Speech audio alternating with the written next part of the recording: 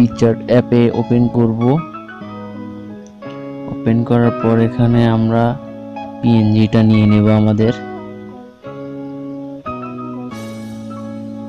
তো আমি পিএনজিটা এখানে সিলেক্ট করতেছি।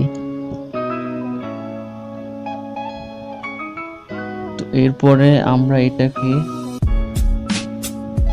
আমাদের ফেসবুকের প্রোফাইলের স্ক্রিনশটটা আমরা এখানে নিয়ে আসব। তো নিয়ে আসার জন্য এখানে অ্যাড ফটো নামে একটা অপশন আছে, এটাতে ক্লিক করার পর আমরা গ্যালারিতে চলে যাব। গ্যালারি থেকে আমাদের স্ক্রিনশটটা নিয়ে আসব। তো নিয়ে আসার পর এখানে আমরা এটাকে ক্রপ করে নেব। তো এটাকে আমি ক্রপ করে নিচ্ছি, যতটুকু দরকার আমার ততটুকু নিয়ে নিচ্ছি।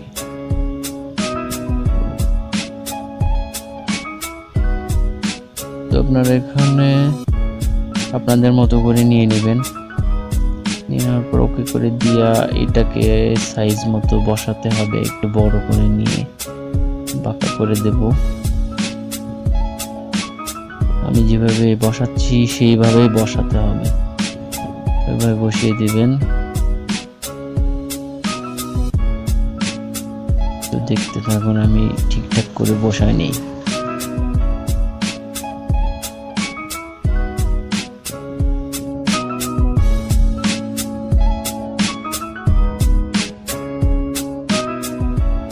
তো আমাদের এভাবে বসানো হয়ে গেলে আমরা এখানে অপাসিটিটা একটু কমায় দেব,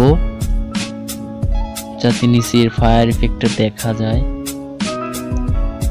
কমানোর পর এখানে ডাস্টার আইকনটা ইউজ করব। আমরা ডাস্টার এখানে ক্লিক করব। ক্লিক করার পর আমরা নিচের পিএনজির ফায়ার ইফেক্টটা বের করার জন্য ডাস্টার টুল ব্যবহার করে এটা মুছে দেব। এইভাবে করবেন আপনারা, আমি যেভাবে করতেছি।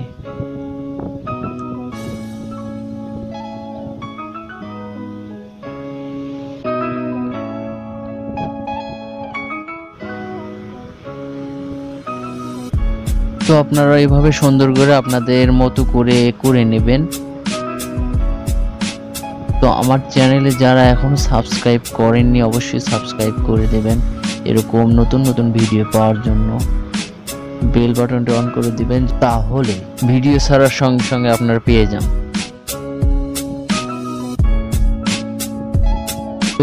এরপর আমরা আমাদের কাজ হয়ে গেলে ওকে করে দেব।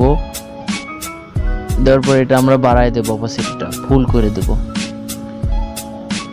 দেওয়ার পরে আমাদের কাজ পুরোপুরি শেষ।